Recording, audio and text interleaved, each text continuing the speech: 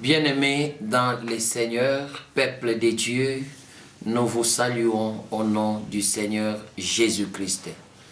Aujourd'hui, nous voici encore dans votre maison, dans le cadre de l'émission La Nouvelle du Royaume.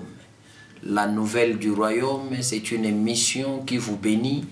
C'est une émission tirée dans la parole de Dieu, car le Seigneur a dit que cette bonne nouvelle du royaume sera prêchée partout dans le monde, alors viendra la fin.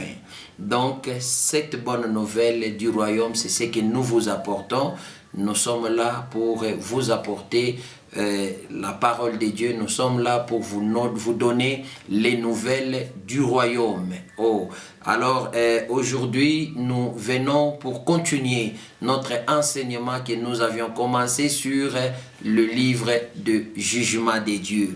Alors, l'autre fois, nous avions parlé plutôt de jugement. Nous avions dit que le jugement est certain. Le jugement de Dieu aura bel et bien lieu. Et nous avions dit qu'il y a des livres qui seront ouverts, qui seront utilisés ces jours-là dans le trône de Dieu lorsqu'il va s'asseoir sur son trône pour juger ce monde. Bien-aimés, nous avions lu Daniel qui nous a parlé que les livres furent ouverts. Nous avions aussi vu, nous avions lu l'apôtre Jean dans l'île de Patmos, dans l'Apocalypse 20, où lui aussi nous a parlé des livres qui furent ouverts, et il précisa que le premier qui fut ouvert, c'était le livre des vies.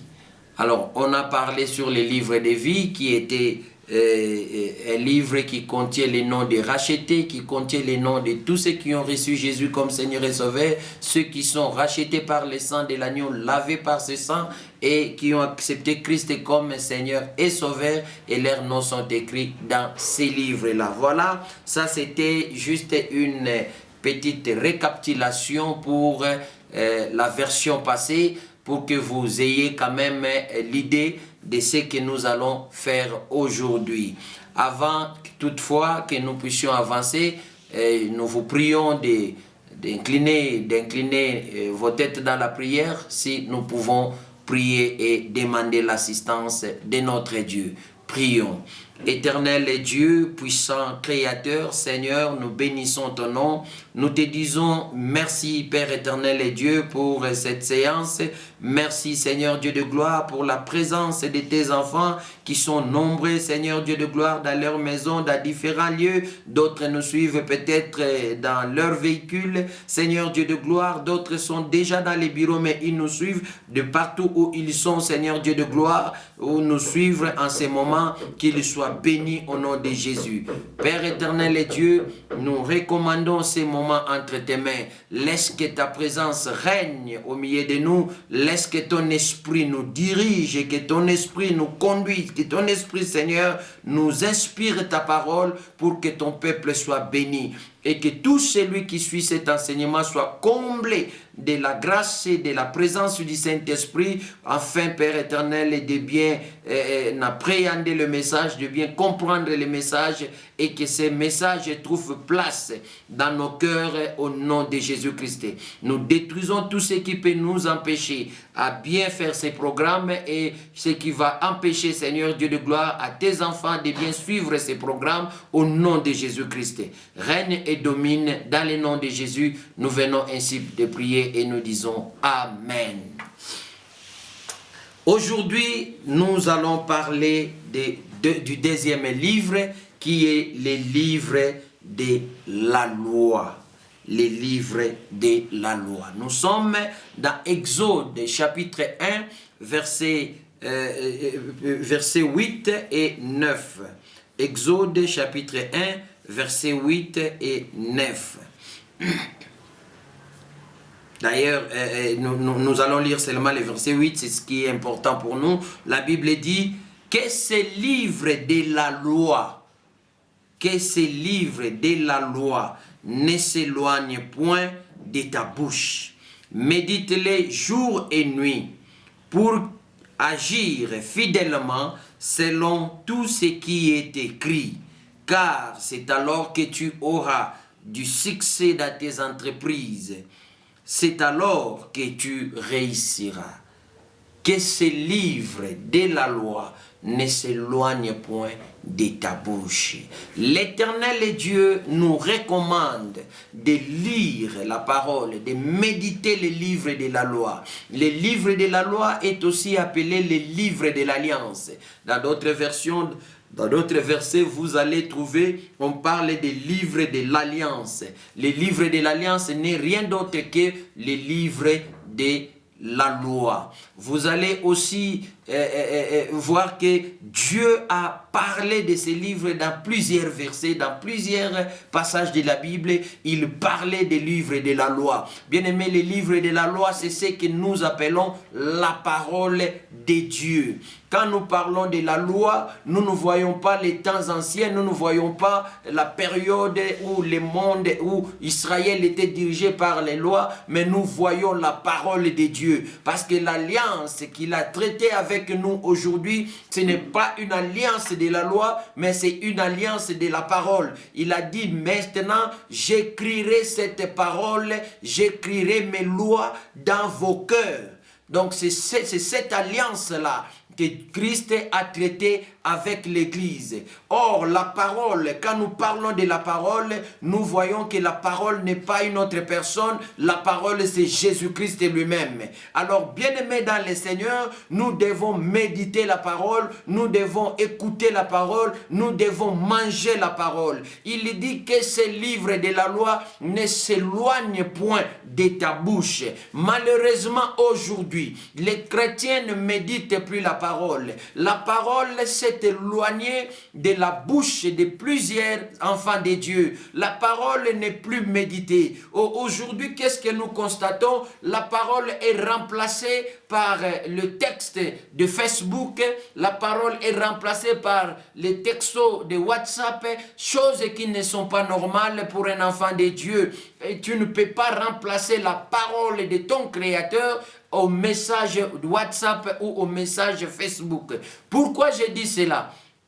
Parce que le constat aujourd'hui est que un enfant de Dieu se réveille le matin, il ne lit pas la parole, il ne médite pas la parole, mais il court déjà à son téléphone pour regarder qui ont posté, qui ont envoyé les messages, qu'est-ce qu'il a reçu comme texto et c'est ce qu'il va partager. Au lieu de méditer la parole d'abord, les gens se lèvent le matin, se réveillent le matin avec les textes de Facebook, ils se réveillent avec leurs messages qu'on leur envoie par les amis, voire même des messages inutiles. Ils préfèrent poster les photos, ils préfèrent poster des histoires qui ne vont même pas construire la foi de quelqu'un, mais il remplace la parole. Au lieu de partager la parole, au lieu d'édifier le peuple de Dieu par la parole, les gens aujourd'hui, les enfants de Dieu aujourd'hui, préfèrent partager les histoires sur Facebook, le post de Facebook, le WhatsApp. Qu'est-ce que nous constatons encore aujourd'hui? Les enfants de Dieu aujourd'hui, au lieu de lire un seul verset de la Bible, méditer même un seul verset de la Bible, ça devient difficile. Mais ce qui est facile pour eux, même si les textos qui entrent, la publication qui entre de Facebook ou de WhatsApp est longue, même si ça lui prend 10 minutes, 20 minutes, il donne tout son temps à lire ça. À lire ces histoires qu'on raconte, à lire ces publications. Il se donne la peine de comprendre l'histoire et de le partager. Mais pourquoi ne pas le faire avec la parole de Dieu? Comprenons que ça, c'est un système que le diable aussi est en train d'instaurer dans le monde aujourd'hui pour nous écarter de la parole. Parce que la Bible nous dit que ce livre de la loi ne s'éloigne point de ta bouche. Tu ne peux pas t'éloigner de la parole de Dieu. Tu dois méditer la parole de Dieu. Écoutons encore ce que Dieu a dit encore à Moïse un jour. Nous sommes dans Deutéronome 30, 10 à 40. Deutéronome 30, 10 à 40. La Bible dit, lorsque tu obéiras à la voix de l'Éternel ton Dieu, en observant ses commandements et ses ordres écrits dans ces livres de la loi. Lorsque tu reviendras à l'Éternel ton Dieu, de tout ton cœur et de toute ton âme, ces commandements que je te prescris aujourd'hui n'est certainement point au-dessus de tes forces et hors de ta portée. Donc personne ne dira que je n'ai pas vu la parole, je n'ai pas vu la Bible. Non, ce n'est pas hors de ta portée. Il n'est pas dans les ciels pour que tu dises qui montera pour nous au ciel et nous l'ira chercher. Ah, ça c'est très fort. Qui nous les fera entendre afin que nous les mettions en pratique. Il n'est pas de l'autre côté de la mer pour que tu dises qui passera pour nous de l'autre côté de la mer et nous l'ira chercher. Qui nous les fera entendre afin que nous les mettions en pratique. C'est une chose au contraire qui est tout près de toi, dans ta bouche, dans ton cœur, afin que tu la mettes en pratique. Alléluia. Donc la parole est tout près de toi. La parole n'est pas loin de ta maison, la parole n'est pas loin de ta vie, la parole de Dieu est là, c'est à toi de la lire, c'est à toi de la méditer, c'est à toi de faire de cette parole ta vie, de faire de cette parole ton mode de vie. Bien-aimé, laisse-moi te souligner une chose. C'est facile aujourd'hui aux gens de dire que je suis chrétien, je suis enfant de Dieu, je suis né de nouveau. Mais tu verras un chrétien qui ne connaît pas la parole, un chrétien qui ne sait pas méditer la parole, un chrétien qui ne dit pas la parole. Donc la parole ne sort pas de sa bouche. Alors, bien-aimé, ce n'est pas bon, ce n'est pas intéressant pour un enfant de Dieu. Ce n'est pas intéressant pour toi de ne pas méditer la parole de Dieu. Tu dois savoir méditer la parole. Tu dois savoir mettre la parole de Dieu en pratique. Aujourd'hui, nous voyons les enfants de Dieu se promènent sans la Bible. Les enfants de Dieu préfèrent acheter des histoires qui sont très chères. Prenons nos sœurs par exemple. Ma sœur, tu te donnes la peine, tu as même peut-être fait pression à ton mari pour qu'il t'achète les cabellos qui coûtent cher, les cabellos qui ne coûtent pas moins de $100. Si je ne me trompe pas, j'ai aussi une femme, je connais les prix de ces choses. Les cabellos ne coûtent pas moins de $100. Mais tu fais un effort de l'avoir. Mais combien coûte la Bible? La Bible ne coûte pas plus de $10. Ce n'est pas plus de $10, bien aimé dans le Seigneur. Ici en Afrique du Sud, d'ailleurs, il y a des Bibles qui coûtent moins de $10. La Bible coûte quelque chose de $5, c'est 50 rands. 50 rands, c'est d'ailleurs moins de $5. Si je ne me trompe pas, c'est quelque chose de $40. Mais avec ça, tu peux avoir une Bible. Mais au moins, si tu veux une Bible française, une Bible Louis II, comme surtout nous Congolais, nous aimons beaucoup notre Louis II. Mais ça ne coûte que $10. Si tu peux envoyer l'argent, qu'on t'achète les histoires à partir du Congo et qu'on te l'envoie ici, pourquoi ne pas aussi dans ces lots des histoires qui viendront du Congo là, que tu leur dises, écoutez, prenez $10, achetez-moi une Bible, mettez dans les colis, envoyez-la moi. Tu peux le faire. Mais tu préfères vivre sans Bible parce que tu ne peux pas lire la Bible en français. Tu n'as pas aussi une Bible, plutôt tu ne peux pas lire la Bible en anglais et que tu n'as pas celle en français. Alors tu te dis, je vais vivre sans Bible. Bien-aimé dans le Seigneur, tu dois avoir la Bible pour la lire. Tu ne connaîtras pas la parole de Dieu si tu ne la lis pas. Tu ne connaîtras pas le code de Dieu. Écoutez, la parole de Dieu, la Bible, c'est comme un code de la route. Un chauffeur, un bon chauffeur, ce n'est pas celui qui apprend seulement à conduire et puis il entre sur la route, il commence à conduire. Non, un bon chauffeur est celui qui apprend d'abord les codes de la route avant d'apprendre à conduire. Les meilleures auto-écoles commencent d'abord à vous enseigner les codes de la route avant que vous puissiez apprendre à conduire. Tu ne peux pas sortir à la route et commencer à conduire sans connaître les codes de la route. Là où il faut stopper, tu ne sauras pas, tu passes, alors on va t'arrêter. C'est ça, le code de la route d'un chrétien, c'est la parole de Dieu.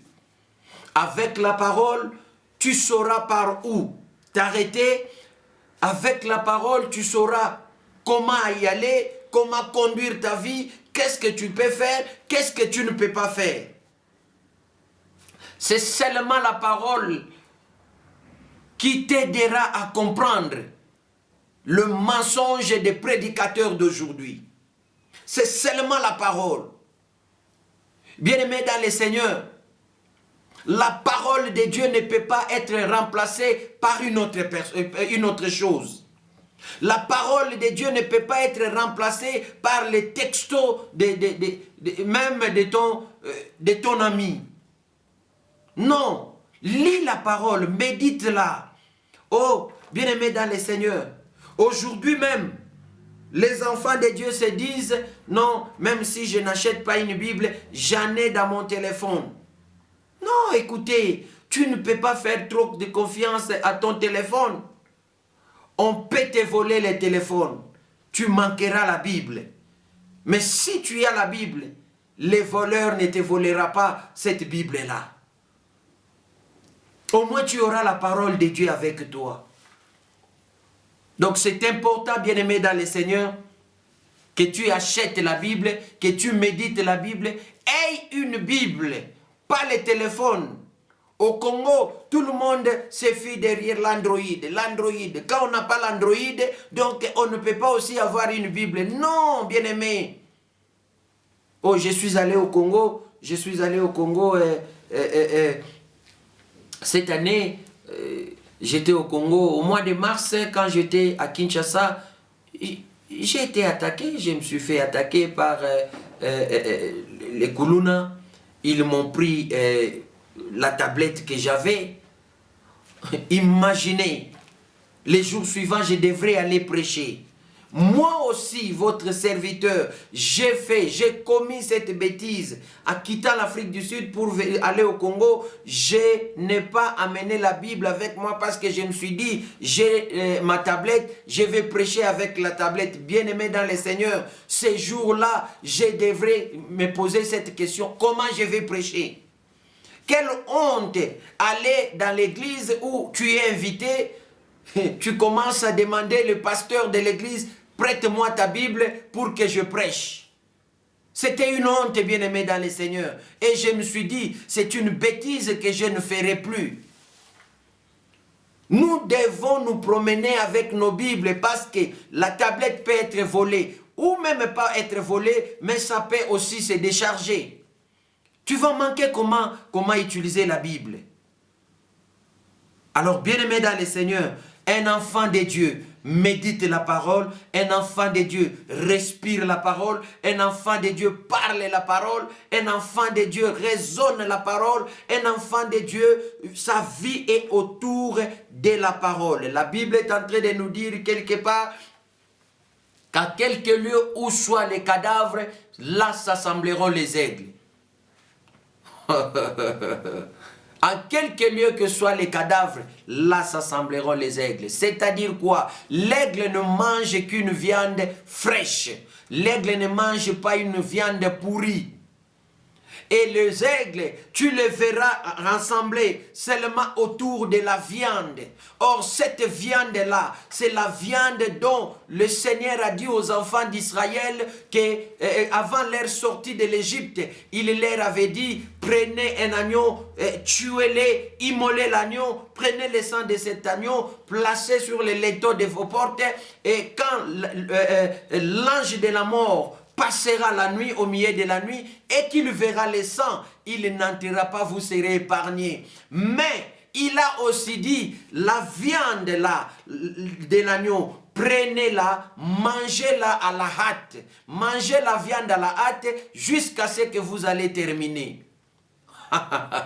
Bien-aimés dans le Seigneur, cette viande-là, c'est quoi? C'est la même viande, c'est le même cadavre où s'assemblent les aigles. Là s'assembleront les aigles. Cette viande, c'est la parole. Cela veut dire quoi? Un aigle, c'est un enfant de Dieu. Dans l'aigle, on voit la divinité. L'aigle représente une divinité. Et alors, quand un enfant de Dieu qui voit loin, il voit la viande, c'est là que c'est autour de la viande que nous devons nous retrouver. C'est-à-dire, c'est autour de la parole que les enfants de Dieu doivent se retrouver. À quelque lieu que soient les cadavres, là s'assembleront les aigles. Alors nous devons méditer la parole. Au lieu de nous retrouver en train de critiquer, au lieu de nous retrouver en train de dire les mensonges, au lieu de nous retrouver en train de calomnier, bien-aimés, nous pouvons nous retrouver autour de la parole. Au lieu de nous retrouver autour de la politique, nous qui ne sommes pas des politiciens, bien-aimés, retrouvons-nous autour de la parole. Méditons la parole, partageons la parole. Ça fait du bien pour les enfants de Dieu. La parole de Dieu est là pour nous édifier. La parole de Dieu est là pour nous construire. La parole de Dieu est là pour nous bâtir. La parole de Dieu est là, bien-aimés, comme une nourriture pour nous. C'est ça la viande d'un enfant de Dieu. Est-ce que tu médites la parole? Pose-toi la question, depuis le matin, as-tu déjà lu la parole? Pose-toi la question, hier même avant de dormir, as-tu lu la parole? Pose-toi la question, bien-aimé, combien de temps tu passes? Dieu t'a donné 24 heures par jour. Dans ces 24 heures, tu disposes combien de minutes pour la parole de Dieu? Pour méditer la parole. La seule fois ou le seul moment que toi, tu lis la parole ou tu viens autour de la parole, c'est seulement quand tu pars à l'église. Chose qui n'est pas bien pour un enfant de Dieu. Comment auras-tu une bonne santé si tu ne manges pas bien? Or, la bonne santé d'un enfant de Dieu, c'est la parole de Dieu. C'est lorsque tu manges la parole, lorsque tu vis la parole, lorsque tu médites la parole, tu marches selon la parole. Et ce n'est pas seulement question de lire ou de méditer. Il dit ici, lorsque tu obéiras à la voix de l'Éternel ton Dieu, en observant ses commandements et ses ordres écrits dans ses livres de la loi. Lorsque tu obéiras, tu observeras la parole. Nous ne lisons pas la parole comme si nous lisons une lettre écrite venant de notre ami, de notre chéri, de nos parents. Non, nous lisons la parole pour la méditer, se poser des questions, à quoi elle me sert, à quoi elle est utile pour moi, à qui est-ce que Dieu parlait ici, pourquoi est-ce que je dois la méditer, quelle est la leçon tirée, que je dois tirer plutôt dans ce que je suis en train de lire. Qu'est-ce que Dieu me donne comme enseignement ici? Et quand tu te poses toutes ces questions-là, alors tu mets cette parole en pratique. Tu commences à vivre selon elle. Et bien aimé dans le Seigneur, tu pleuras à Dieu. Médite la parole, lis la parole te bénira. La bénédiction que tu cherchais dans la parole. Aujourd'hui, tu passes tout ton temps à chercher les impositions des mains partout, compris pour toi. Bien-aimé, laisse-moi te dire, la délivrance est dans la parole. La bénédiction est dans la parole.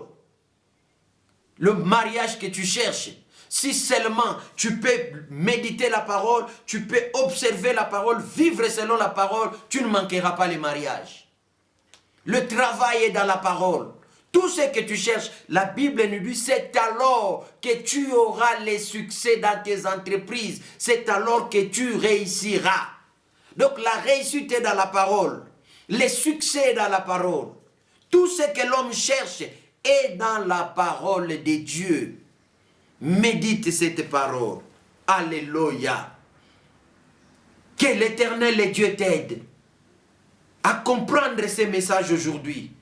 Et que tu fasses de la parole, de la méditation de la parole, une vie quotidienne, une vie de chaque jour. Oh, laisse-moi encore dire quelque chose.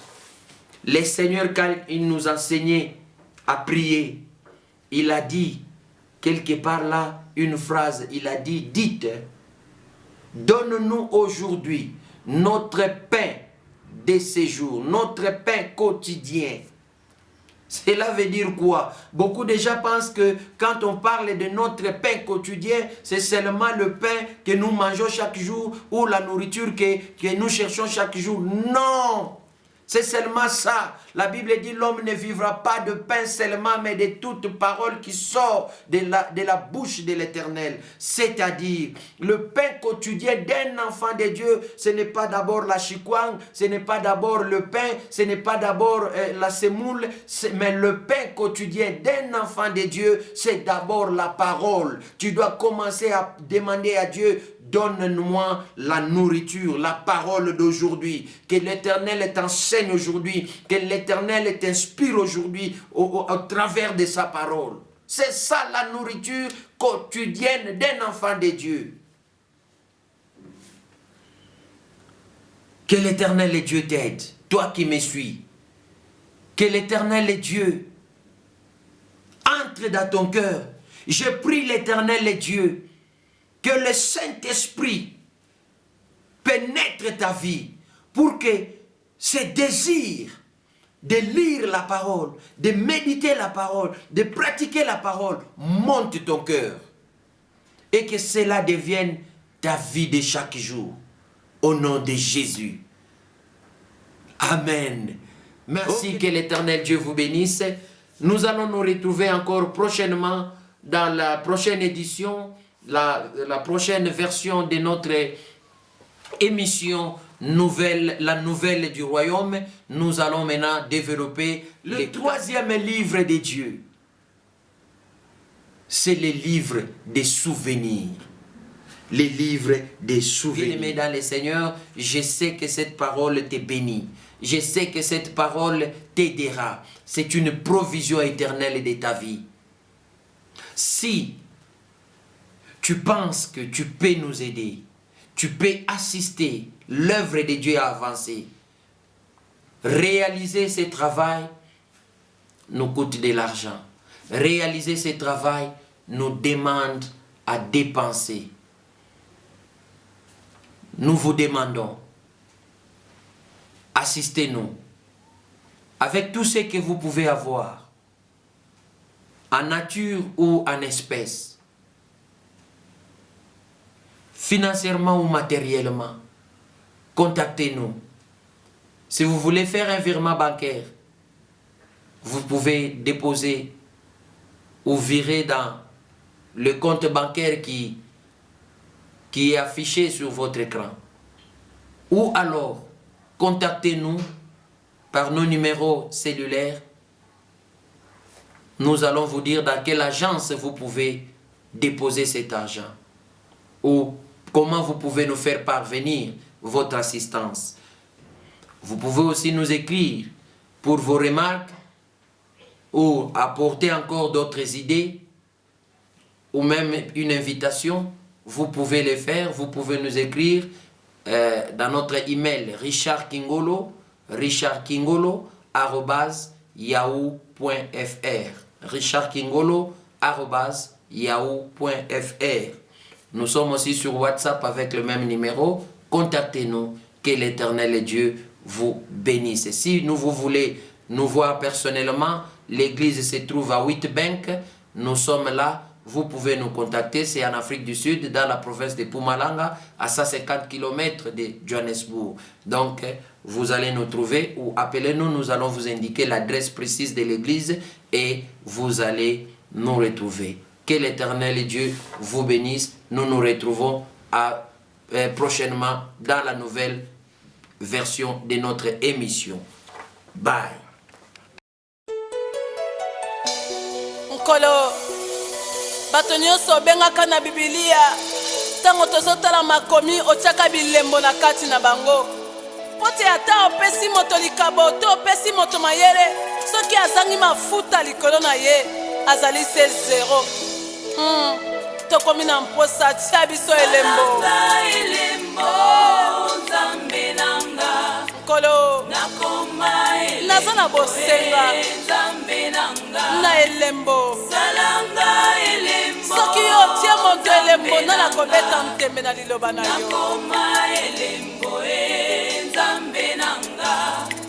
Esther abondelaki yo ndenge nini o. Pote akoma elembo Yesu Masia. Salanga elembo mopaya balaki mokonzi nakoma elembo Nzambe nanga. Abraham abelelaki yo lolenge nini. Moto abalaki libala ya Estese akomi koko ya mokili yawe o. Salanga elembo Nzambe nanga. Nakoma elembo Nzambe nanga. Nabelela ye lolenge nini. Ngai na elimasia o nalingi nakoma elembo na yo. Bakola ngai mafuta enkolo Nzambe nanga salanga elembo. Bato soki bamoninga bamona yo na kati nanga. Salanga yaya naboyi bato babeta ntembe na liloba o.